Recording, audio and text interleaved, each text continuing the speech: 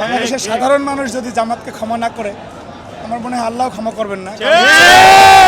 জাকাতের টাকা থাকে বা দানের টাকা থাকে, অনুদানের টাকা থাকে, বরিশালে বলে খয়রাতের টাকা থাকে আর কি, মানে সেগুলো ওনারা বিভিন্ন দেন দরবার করে বাংলাদেশে ইসলাম প্রচার করছেন সে কথা বলে, ইসলামের ওনারা ঝান্ডাবাহী সেই কথা বলে, এরকম শত শত কোটি টাকা ওনারা এনেছেন। তো সেই টাকাগুলো সাধারণ মানুষকে না দিয়ে সংগঠনে তাদের নামে তারা ব্যয় করেছে, যেটা একটি গর্হিত কাজ করেছেন। এবং এই যে হাক্কুল ইবাদ, বান্দার হক, সেই বান্দার হক তারা মেরে খেয়েছেন। কিন্তু আমরা যে রাজপথে আন্দোলন করেছি, একজন মানুষ কখনো হতাশ হননি, আমাদের সবসময় অনুপ্রেরণা জুগিয়েছেন, সেই মানুষটির নাম জনাব তারেক রহমান। এবং সেই আমাদের প্রাণের মানুষ, আমাদের এই প্রজন্মের যারা রাস্তায় আন্দোলন সংগ্রাম করেছি, আমাদের ভালোবাসার অবিকল্প শক্ত তারেক রহমান। তিনি আসবেন এবং মোস্ট ইম্পর্টেন্টলি প্রধানমন্ত্রী হওয়ার পরে উনি আসতেছেন, যাকে প্রধানমন্ত্রীর চেয়ারে দেখার জন্য এই প্রজন্ম শত অন্যায়, অত্যাচার, জুলুম, অবিচার নিজের শরীরের উপর দিয়ে বয়ে গিয়েছে। তারপরেও যে প্রজন্ম আপোষ করেন নাই তারেক রহমানকে ওই চেয়ারে দেখার জন্য। সুতরাং সেই চেয়ারে বসে উনি আমাদের আবেগের আরেকটি জায়গা নয়াপল্টন, যে নয়াপল্টন থেকে ফ্যাসিবাদ বিরোধী আন্দোলনের সিংহ গর্জন, যে নয়াপল্টন থেকে ফ্যাসিবাদ বিরোধী আন্দোলনের দিনলিপি পঞ্জীভূত আকারে এখানে আমরা গুনতাম যে কবে হাসিনার পতন হবে, সেই নয়াপল্টন উনি আসছেন। বাংলাদেশের স্বাধিকার আন্দোলনের এক তীর্থভূমি এবং গত 17 বছরে বাংলাদেশের নিপীড়িত মানুষের কণ্ঠস্বর হিসেবে যে ব্যক্তি কাজ করেছেন, তিনি আসছেন।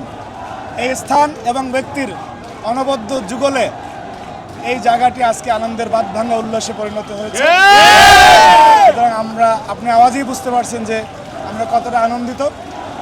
পাশাপাশি আমরা বলতে চাই যে তারেক রহমান যে ভিশন নিয়ে উনি এগিয়ে চলেছেন, বাংলাদেশের তরুণ প্রজন্ম, তারুণ্য, জেনজি সকলেই তার সাথে রয়েছে। এবং তিনি দেশের স্বার্থে যে স্লোগান দিয়েছেন, করব কাজ গর্ব দেশ, সবার আগে বাংলাদেশ, সেটিকে আমরা ধারণ করে ওনার বাংলাদেশ গড়ার এই স্বপ্নযাত্রার সারথি আমরা হতে চাই। সেটি যখন একেবারে আমাদের উপরে ধরপাকড়, স্টিম রোলার চলতেছিল, তখন আপনি দেখবেন যে বিভাগীয় সমাবেশগুলোতে ঢাকায় যে 10ই ডিসেম্বরে একটি আলটিমেটাম ছিল, 7 ডিসেম্বর এখানে আপনার 2022 7 ডিসেম্বর যে পুলিশ যেখানে নির্বিচারে হামলা চালালো, গুলি চালালো, তারপরেও গোলাপবাগে যে সমাবেশ হয়েছে, আমি শেষ করি, গোলাপবাগে যে সমাবেশ হয়েছে সেখানে কিন্তু মানুষের তিল ধারণের ঠাঁই ছিল না।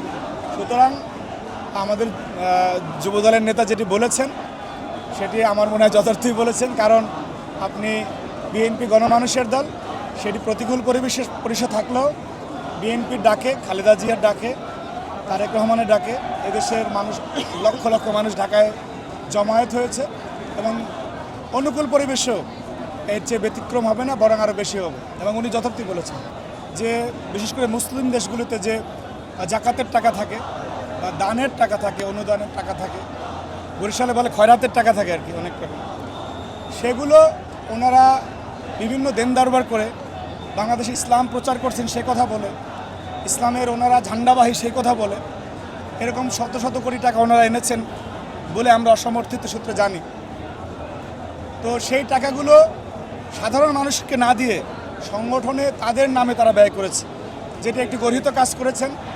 এবং এই যে হাক্কুল ইবাদ, বান্দার হক, সেই বান্দার হক তারা মেরে খেয়েছেন। বাংলাদেশের সাধারণ মানুষ যদি জামাতকে ক্ষমা না করে, আমার মনে হয় আল্লাহ ক্ষমা করবেন না। হক দুই রকমের, হাক্কুল্লাহ এবং হাক্কুল ইবাদ, বান্দার হক এবং আল্লাহর হক।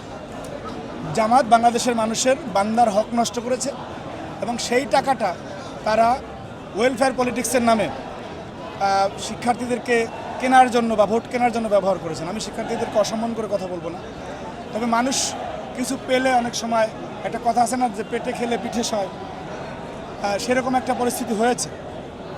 এখন এটা মানুষের কাছে ইন্টেনশন ইজ ভেরি ক্লিয়ার যে জামাতের টাকার উৎস কী, এই টাকা কোথা থেকে আসছে।